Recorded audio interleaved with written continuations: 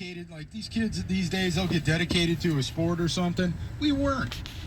You know, we worked hard, we did things, but we weren't saints. I did so many bad things. I was a bad kid in a lot of ways, a horrible kid in a lot of ways. Now, you know, some of it had to do with my background. There were some things that happened to me in life that led to that, but I was. And my friends were no saints either. I mean, they were terrible in a lot of ways, even the ones that were considered, you know, good students, all those different things. And the problems that millennials have, a lot of it is done by folks in our generation.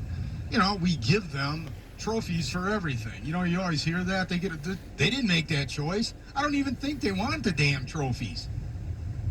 You know, it's like with grades in school. Who gives them 4.0s all the time? I mean, if the expectation now when they go to school is if you just go to school, you're going to get a B. You know, when I was in school, it was a lot tougher. You know, and it was probably better for us educationally. They don't have a sense of history. Well, who hasn't given them a sense of history? That's on the folks that came before them. You know, and millennials, they're trying their best. They got a lot of things that are hard, man. That everything's about a part-time job now. The student loans, you know, college education doesn't have quite the same value it used to have. Skewed everything. Who put that on them? And you know what? Despite it all, they're good kids, real good kids. You know, and they're like everybody else. They're trying to sort it out. Man, I was 25 years old.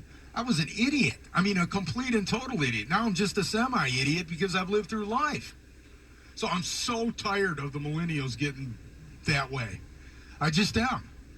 And conversely, you know, I think, you know, some of the things that are said about real young people or older folks, you know, some of the millennials' judgment on older folks or whatever is wrong too, you know.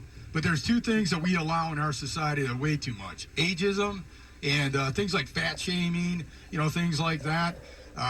There's all kinds of different things that we do wrong. We allow bullying in certain ways that are just wrong. And one of them is ageism. And the millennials, I'm so tired of them, you know, sitting there having to justify their existence or who they are. And from people who were absolutely have no place to stand in judgment of them. And I'm speaking of my generation. There you go.